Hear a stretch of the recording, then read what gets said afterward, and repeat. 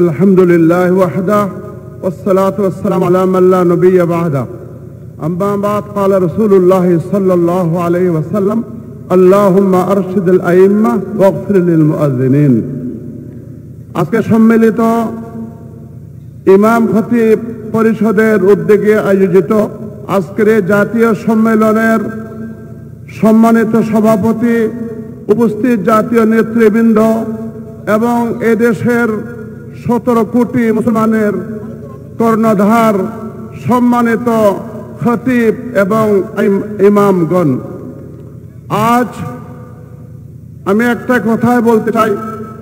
পুরো বাংলাদেশের জনগণের প্রতিনিধিত্বকারী ইসলামের সবচেয়ে বড় ইবাদত নামাজের মাধ্যমে প্রতিনিধিত্বকারী একমাত্র খতিব এবং ইমামগণ।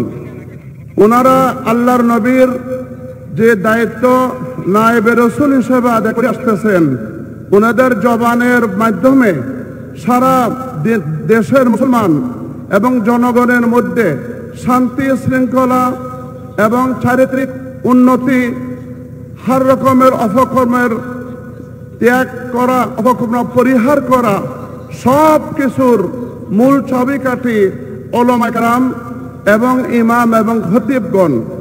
তাদের বয়ানের মাধ্যমে, তাদের খেতাবতের মাধ্যমে, তাদের ভূমিকার মাধ্যমে আজ দেশের মধ্যে রাষ্ট্রীয়ভাবে শান্তি নিরাপত্তা বিরাজ করছে এবং বিভিন্ন রকমের অপকর্ম দূর হচ্ছে। এজন্য আজ আমার আগে অনেক বক্তারা বলেছেন যে বাংলাদেশের মতো পৃথিবীর দ্বিতীয় মুসলমান দেশ, 92% মুসলমানের এই দেশের মধ্যে আমাদের দুঃখের বিষয় হলো ইমাম খতিবদের কোন রকমের যে ধরনের হওয়ার প্রয়োজন ছিল কোনো মর্যাদা মূল্যায়ন করা হয়নি। সুতরাং আগামী নির্বাচনে যারা আজকে আমরা যাদেরকে এই দেশের শাসক হিসাবে, রাষ্ট্রপতি হিসাবে দেশের শাসন ক্ষমতা যারা অধিষ্ঠ হবেন, আজকে এই জাতীয় সম্মেলনে বাংলাদেশের জনাব ভারপ্রাপ্ত চেয়ারম্যান জনাব তারেক রহমান সাহেব এই সম্মেলনে যোগ আছে, সংযুক্ত আছে।